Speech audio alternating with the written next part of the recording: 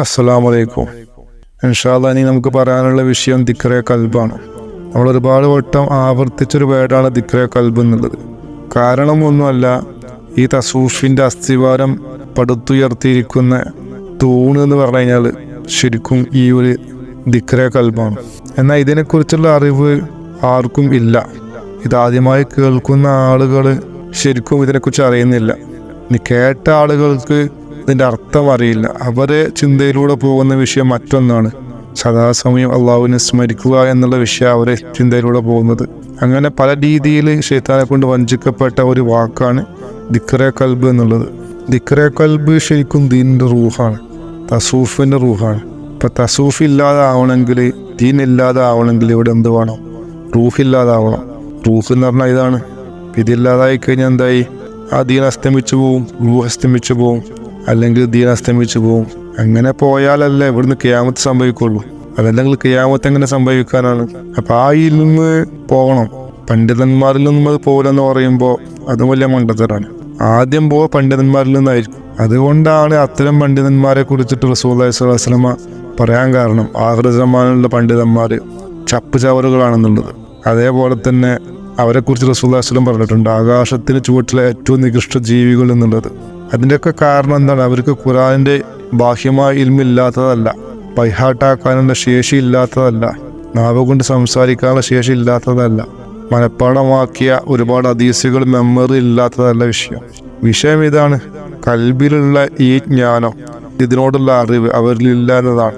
അങ്ങനെ ഒരുപാട് ഹദീസുകൾ ആഖിർ സമാനിലെ പണ്ഡിതന്മാരെ കുറിച്ച് റസൂലുള്ളാഹി സ്വല്ലല്ലാഹു അലൈഹി വസല്ലം പറഞ്ഞിട്ടുണ്ട്. പക്ഷെ അതൊന്നും എടുത്തുദ്ധരിക്കാറില്ല പണ്ഡിതന്മാർ. കാരണം എന്താണ്? അവരെ കണ്ണിൽ ഇപ്പോഴും ഖിയാമത്തായിട്ടില്ല. ഖിയാമത്ത് നാളിലേക്കുള്ള ആ പണ്ഡിതന്മാർ ഇന്നും വന്നു കഴിഞ്ഞിട്ടില്ല എന്നതാണ് അവരുടെ വീക്ഷണം. ഇനി എന്തെങ്കിലും ഖിയാമത്ത് നാളാവുന്ന സമയത്ത് ആ കാലത്തിൽ പണ്ഡിതന്മാർക്ക് ഇങ്ങനെ ഒരു തോന്നലുണ്ടാവും, ഞങ്ങൾ ഖിയാമത്ത് നാളിലെ പണ്ഡിതന്മാരല്ല എന്ന് തോന്നലുണ്ടാവും? ഉണ്ടാവൂല. ഉണ്ടാവുകയാണെങ്കിൽ പിന്നെ അന്നും ദീന് ഹയാത്തായി നിൽക്കുമല്ലോ. അപ്പം ഇത് സ്വയം അറിയാതെ പോകുന്ന വിഷയമാണ്. അവനവൻ്റെ ഉള്ളിലുള്ള ഷുഹൂർ അസ്തമിച്ച് പോകുന്ന വിഷയമാണ്. അല്ലാഹു തആല ഈ വിഷയത്തിന് എത്രമാത്രം ഇമ്പോർട്ടൻ്റ് കൊടുത്തിക്കണമെന്ന് അറിയണമെന്നുണ്ടെങ്കിൽ നമ്മളിതിനെക്കുറിച്ച് മനസ്സിലാക്കേണ്ട വിഷയങ്ങൾ മനസ്സിലാക്കേണ്ട രീതിയിൽ മനസ്സിലാക്കണം. അതൊരു പക്ഷെ നിങ്ങൾ ബാഹ്യമായ പണ്ഡിതന്മാരിൽ നിന്നും നിങ്ങൾക്ക് ഹാസിലാക്കാൻ സാധിക്കില്ല. നിങ്ങൾ ഇതിനെക്കുറിച്ച് കേൾക്കുന്ന സമയത്ത് നിങ്ങളെ വിശ്വാസികളായ പണ്ഡിതന്മാരുടെ അടുത്ത് പോയി ഇതിനെക്കുറിച്ച് ചോദിക്കുന്ന സമയത്ത് അവർ നിങ്ങളെ വീണ്ടും ഹിദായത്തിലല്ല ആക്കുന്നത്, നിങ്ങളെ വീണ്ടും വഴികേടിലാക്കാൻ പോകുന്നത്. അതുകൊണ്ടാണ് ഫിത്നയുടെ കാലം എന്ന് പറയാൻ കാരണം. ഇത് ഫിത്നയുടെ കാലമാണ്. ഫിത്ന ആവണമെന്നുണ്ടെങ്കിൽ ഹക്ക് ബാത്തിലും ബാത്തിൽ ഹക്കും ആവണം. അപ്പം അതിൻ്റെ മൂർധന്യാവസ്ഥയിൽ വരുന്ന കാലഘട്ടമാണ് അവസാന കാലഘട്ടം. ഇമാം മഹദിയും ദജ്ജാലും ഒന്നിച്ചു വരുന്ന കാലഘട്ടം. ഒന്നുകിൽ ഇമാം മഹദിയിലേക്ക് അല്ലെങ്കിൽ ദജ്ജാലിലേക്ക്, മൂന്നാമതൊന്നുമില്ല. നശിപ്പിക്കുന്നവൻ നശിപ്പിക്കപ്പെടും, രക്ഷപ്പെടുന്നവൻ രക്ഷപ്പെടും. അത് രണ്ടും ഏറ്റവും വലിയ ഡിഗ്രിയിലായിരിക്കും. നശിപ്പിക്കുകയാണെങ്കിൽ ലോകത്ത് ഇന്ന് വരെ കാണാത്ത നാശമായിരിക്കും. രക്ഷപ്പെടുകയാണെങ്കിൽ ഏറ്റവും വലിയ രക്ഷപ്പെടലുമായിരിക്കും.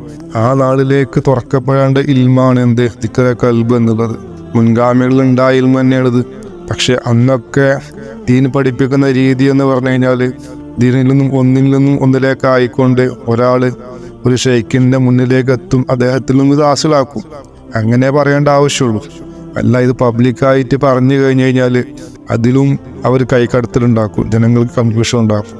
അതുകൊണ്ട് ഈ ഒരു രത്നം അല്ലെങ്കിൽ ഈ ഒരു മുതൽ ഇതിന് അയോഗ്യരായ ആളുകളെ കയ്യിലെത്തുന്നതിന് ഒരു പക്ഷേ അവർ തടയിട്ടിട്ടുണ്ടായിരിക്കാം. അതിൻ്റെ പേരിലാണ് കിതാബുകളിൽ ഇതിനെക്കുറിച്ച് പറയാതിരുന്നത്. പക്ഷെ കിതാബുകളിലൊക്കെ ഇൻഡയറക്റ്റായിട്ട് ഇതിനെക്കുറിച്ച് പറഞ്ഞിട്ടുണ്ട്. ബുദ്ധിയുള്ള ആളുകൾക്ക് ഇത് മനസ്സിലാക്കാനും പറ്റിയിട്ടുണ്ട്. ബുദ്ധി എന്ന് പറഞ്ഞാൽ ദീനിലുള്ള ബുദ്ധി മറ്റൊന്നാണ്. ഇത് പാണ്ഡിത്യം കൊണ്ട് നേടിയെടുക്കാവുന്ന സംഗതിയല്ല. സാധാരണ നിങ്ങൾ മനസ്സിലാക്കുന്ന പോലെ ദീനിൻ്റെ ഒരുപാട് കിതാബുകൾ വായിച്ച് എന്ന് വെച്ച് അയാൾ പണ്ഡിതനാണെന്നോ ബുദ്ധിമാനാണെന്നോ അള്ളാഹുവിൻ്റെ കണ്ണിലോ റസൂലുള്ളാഹി സ്വല്ലല്ലാഹു അലൈഹി വസല്ലമയുടെ കണ്ണിലോ മഹാന്മാരുടെ കണ്ണിലോ ആവുന്നില്ല. അള്ളാഹുവിൻ്റെ ദീനിൽ ഒരു കലിമയെങ്കിലും പഠിച്ചിരിക്കണമെങ്കിൽ ആ കലിമ അവൻ പ്രാവർത്തികമാക്കി അപ്ലൈ ചെയ്യുന്നുണ്ടെങ്കിൽ അവനാണ് ഏറ്റവും വലിയ പണ്ഡിതൻ. ഇതിനെതിരായിട്ട് തെളിവൊന്നും ഒരു കിതാബിലും ഇല്ല. ഇവർ പറയുന്ന ഇൽമുകളൊന്നും വിശദീകരണം കൂടാതെ അവരവർ മനസ്സിലാക്കിയ ഇൽമാണ്.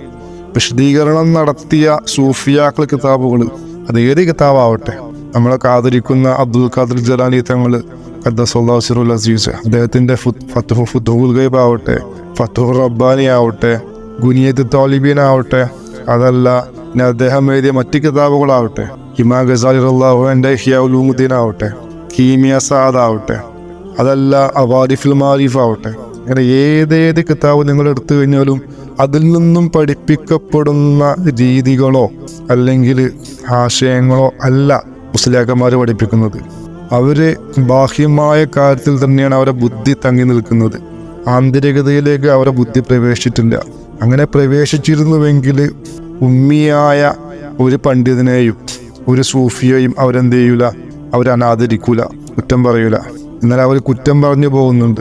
കാരണം അവർ നാവ് കൊണ്ട് മാത്രമാണ് സമ്മതിക്കുന്നത്, ബുദ്ധി കൊണ്ട് സമ്മതിക്കുന്നില്ല എന്നതാണ് വിഷയം. അള്ളാഹു ആകട്ടെ അവൻ്റെ കാര്യങ്ങൾ ഈ രീതിയിൽ തന്നെ കൊണ്ടുപോകുന്നത്. അപ്പം അവസാനത്തെ ദോറിൽ ഇതിൻ്റെ മൂർധന്യാവസ്ഥ വരും. ആന്തരികമായ കാര്യങ്ങൾ കൊണ്ട് ഇമാം മഹദിയും ബാഹ്യമായ കാര്യങ്ങൾ കൊണ്ട് ദജ്ജാലും വരും. ആദ്യഘട്ടത്തിലും ഇത് തന്നെ സംഭവിച്ചത്. ആന്തരികമായ കാര്യങ്ങൾ കൊണ്ട് അതിൻ്റെ നബി അലൈഹി സ്വലാം വന്നു, ബാഹ്യമായ കാര്യം കൊണ്ട് ഇബ്ലീസും വന്നു. അത് നമുക്ക് പറയാം ഈ വിഷയങ്ങളൊക്കെ ഇൻഷാ അല്ലാഹ്. അതിനു മുമ്പ് നമുക്ക് ദിക്റെ ഖൽബ് എന്നുള്ള വിഷയത്തിലേക്ക് ഖുർആൻ എന്താ പറഞ്ഞിട്ടുള്ളത് എന്നൊക്കെ നമുക്ക് പരിശോധിച്ചോ. ആദ്യമായിട്ട് ദിക്റെ ഖൽബ് എന്ന് പറഞ്ഞു കഴിഞ്ഞാൽ കൽബിൻ്റെ ദിക്റാണ്. അപ്പം മനുഷ്യന് ദിക്റ് ചെല്ലാൻ പറ്റും, പല രീതിയിലും ചെല്ലാൻ പറ്റും. ഖുർആനിലും ഹദീസിലും ദിക്റിനെ കുറിച്ച് ഒരുപാട് വട്ടം ഓർമ്മപ്പെടുത്തലുണ്ടായിട്ടുണ്ട്, ദിക്റിൻ്റെ മഹത്വങ്ങളെക്കുറിച്ച്. പക്ഷെ ദിക്റിൻ്റെ മഹത്വങ്ങളെക്കുറിച്ചൊക്കെ പറയുന്ന സമയത്ത് നമ്മൾ എല്ലാം ഏത് ദിക്റിനാണ് ആ മഹത്വം കൊടുക്കുന്നത്, അല്ലെങ്കിൽ എങ്ങനെ മനസ്സിലാക്കി വെച്ചത്? നാവ് കൊണ്ട് ചെല്ലുന്ന ദിക്ർ, ആ ദിക്റാണ് വലിയ മഹത്വമായി മനസ്സിലാക്കി വെച്ചിട്ടുള്ളത്. പക്ഷെ റസൂലുള്ളാഹി അതിനെ കുറിച്ചാണ് പറഞ്ഞിരിക്കുന്നത് എന്നുള്ളത് നമുക്കെങ്ങനെ മനസ്സിലാക്കാൻ പറ്റും? റസൂലുള്ളാഹി സ്വല്ലല്ലാഹു അലൈഹി വസല്ലം നാവിൻ്റെ ദിക്റിനും ഒരു മഹത്വം കൊടുത്തിട്ടുണ്ട്. പക്ഷേ അതിനേക്കാളും മഹത്വമുള്ള ദിക്റിനെ കുറിച്ചാണ് കൂടുതൽ അവിടുന്ന് സംസാരിച്ചത്. പക്ഷെ അത് മനസ്സിലാകാത്ത ആളുകൾ റസൂലുള്ളാഹിൻ്റെ ആ ഉദ്ദേശങ്ങൾ അവനവൻ്റെ മനസ്സിലാക്കലിലൂടെ ജനങ്ങൾക്ക് ബോധ്യപ്പെടുത്തി കൊടുത്തു. അതാണ് സംഭവിച്ചത്. ദിക്ർ എന്ന് പറഞ്ഞാൽ പല തരത്തിലുണ്ട്. വെറും നാവ് കൊണ്ട് ദിക്റല്ല. ആ ദിക്ർ ചെല്ലുന്ന സമയത്ത് അവൻ്റെ ചിന്ത അതിലില്ല, ചിന്ത വേറെ എവിടെയാണ്, നാവ് കൊണ്ട് ദിക്ർ മാത്രം നടക്കുന്നുണ്ട്. അതിനേക്കാൾ നല്ല മക്കാമാണ് എന്ത്? നാവും അതേപോലത്തെ ചിന്തയും ഒരേ പോയിന്റിലാക്കി കൂടെ ദിക്ർ മുന്നോട്ട് പോവുക. അങ്ങനെയുള്ളൊരവസ്ഥ ഉണ്ട്. ഇനി അതിൽ നിന്നും വ്യത്യസ്തമായിക്കൊണ്ട് നാവിൽ കൂടെ ദിക്ർ ചെല്ലാതെ അൽഫാസിയായ ദിക്റുണ്ട്. മശായിഖന്മാർ കൊടുക്കുന്ന ദിക്ർ, ശ്വാസം കൊണ്ട് ദിക്ർ എടുക്കുക. കാരണം ശ്വാസം കൊണ്ട് ദിക്ർ എടുക്കുന്ന ആൾക്ക് അവൻ്റെ ചിന്തയും അതിൽ കൊണ്ടുവരേണ്ടി വരും. അപ്പം ചിന്ത ഒരിക്കലും മങ്ങിപ്പോകുന്നില്ല, മാഞ്ഞു പോകുന്നില്ല. ആ ദിക്ർ ചെല്ലുന്നവരിലേക്ക് കയറി ചെന്നാലുള്ളൊരു കോണിപ്പടിയാണിത്. അതിൻ്റെ പേരിൽ അത് ഇതിനേക്കാളൊക്കെ നല്ല ദിക്റാണ്, നല്ല മർത്തബയുള്ള ദിക്റാണ്. ഇനി ശ്വാസം കൊണ്ട് ദിക്ർ എടുക്കാതെ വെറും ചിന്ത കൊണ്ട് മാത്രം ദിക്ർ എടുക്കാം, ചിന്തിച്ചുകൊണ്ട്, അതും ദിക്ർ തന്നെയാണ്. അപ്പോൾ ദിക്ർ പല രൂപത്തിലുണ്ട്. തസൂഫിലെ മശായിഖന്മാർ ചെല്ലിപ്പിക്കുന്ന ദിക്ർ അതിൻ്റെ സമ്പൂർണമായ രൂപം ഏത് രൂപമെന്ന് വെച്ച് കഴിഞ്ഞാൽ ഈ അൻഫാസിയ ദിക്റാണ്, ശ്വാസം കൊണ്ടെടുക്കുന്ന ദിക്ർ. അതിൻ്റെ അപ്പുറത്തേക്കൊരു ദിക്റിൻ്റെ വഴി ഇല്ല എന്ന് മനസ്സിലാക്കിയിട്ട് അങ്ങനെ ചെല്ലി നടക്കുന്നവരും ഉണ്ട്. പക്ഷെ ഹഖീഖത്ത് പ്രകാരം അതിൻ്റെ മേലേക്കും ദിക്റുണ്ട്. പക്ഷെ അതിനെക്കുറിച്ച് കിതാബുകൾ എഴുതി വച്ചിട്ടില്ല എന്ന് മാത്രം. അതുകൊണ്ട് കിതാബിൻ്റെ ഉൽപ്പന്നങ്ങളായ സൂഫിയാക്കൾ ഇതിന് മേലേക്ക് മറ്റൊരു സംഭവം അവർക്ക് അറിയില്ല. അല്ലെങ്കിൽ ബാഹ്യമായ തെരീക്കത്തിലൂടെ മാത്രം നീങ്ങുന്ന ആളുകൾ, അവർ മുൻഗാമികളായ മശായിഖന്മാരിൽ ഉള്ളു, അതെ തസൂഫിൻ്റെ ഉള്ളും ഉണ്ടായിരുന്നു.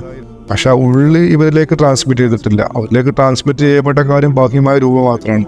അപ്പോൾ അവർ ആ ലാബിൽ, ആ തെരീക്കത്തിൻ്റെ ലാബിൽ ആ തെരീക്കത്തെ മുന്നോട്ട് കൊണ്ടുപോയിക്കൊണ്ടിരിക്കുന്നുണ്ട്. പക്ഷെ അവരവരെ മശായിഖന്മാർ മനസ്സിലാക്കിയ പോലെയല്ല ഇവരെ തസൂഫിന് മനസ്സിലാക്കിയത്. അതിൻ്റെ പേരിൽ റുഹാനിത നഷ്ടപ്പെട്ട തസൂഫിൻ്റെ മാർഗങ്ങളായിക്കൊണ്ട് ഒരുപാട് ആളുകൾ മുന്നോട്ട് പോയിക്കൊണ്ടിരിക്കുന്നുണ്ട്. കാരണം നമ്മൾ മനസ്സിലാക്കേണ്ട ഒരു വിഷയം, റസൂലുള്ളാഹി സ്വല്ലല്ലാഹു അലൈഹി വസല്ലമയുടെ ഒരു ഹദീസുണ്ട്. ആ ഹദീസ് പ്രകാരം നമ്മൾ അമൽ ചെയ്യലും ആവശ്യമാണ്. റസൂലുള്ളാഹിന്റെ ഏറ്റവും വലിയ സുന്നത്തും അതാണ്. അതായത് ഹദീസ് ബുഖാരി ഷരീഫിലും മുസ്ലിം ഷരീഫിലും ഒക്കെ വന്ന ഹദീസാണ്. അലാ വഇന്ന ഫിൽ ജസദി മുളഹത്തൻ ഇദാ സ്വലഹത്ത് സ്വലഹൽ ജസദു കുല്ലുഹു വഇദാ ഫസദത്ത് ഫസദൽ ജസദു കുല്ലുഹു അലാ വഹിയൽ ഖൽബ് എന്നുള്ള ഒരു ഹദീസ്. നിങ്ങൾ അറിയണം, നിങ്ങളുടെ ശരീരത്തിൽ ഒരു മാംസക്കഷ്ണുണ്ട്. അത് നന്നായി കഴിഞ്ഞാൽ നിങ്ങൾ മൊത്തം നന്നായി. അത് കേടായാലോ നിങ്ങൾ മൊത്തം കേടായി. ഏതാണത്? അതാണ് കൽബ് എന്ന് പറഞ്ഞത്. ഇന്ന് റസൂലിൻ്റെ ഹദീസുണ്ട്.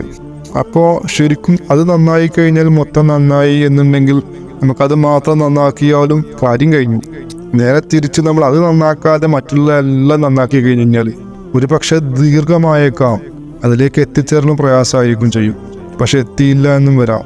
അത് ഷോർട്ട് കട്ട് പഠിപ്പിച്ചത് റസൂലുള്ളാഹി സ്വല്ലല്ലാഹു അലൈഹി വസല്ലമ അത് പഠിപ്പിക്കാനുള്ള കാരണം അതിൻ്റെ ഇമ്പോർട്ടൻ്റ് ആണ്. അല്ലാതെ ഇതിൻ്റെ ഒരു സ്റ്റേറ്റ്മെൻ്റ് അല്ലത്, ഇതൊരു ഹുക്കുമാണ്. നിങ്ങൾ കൽബ് നന്നാക്കണം, അത് ഷോർട്ട് കട്ടാണ് എന്ന് പറഞ്ഞു തരണം. പക്ഷെ നമ്മൾ ആ ഷോർട്ട് കട്ട് ഉപയോഗിക്കാതെ ബാക്കിയുള്ള എല്ലാ സുന്നത്തുകളും എടുക്കുകയാണ്. ആ സുന്നത്തുകൾ മുഴുവൻ എടുത്താലും കൽബ് ശുദ്ധിയാവുന്നില്ല. ഇപ്പം കൽബാണ് ശുദ്ധിയാവേണ്ടത്. കൽബ് ശുദ്ധിയായി കഴിഞ്ഞാൽ ബാക്കിയുള്ള സുന്നത്തൊക്കെ ഓട്ടോമാറ്റിക് മനുഷ്യരിൽ വന്നു ചേരും. ഇങ്ങനെയാണ് മനസ്സിലാക്കേണ്ടത് വിഷയം. അതല്ലാതെ വെറുതെ ഉള്ള ഹദീസ് അല്ലത്.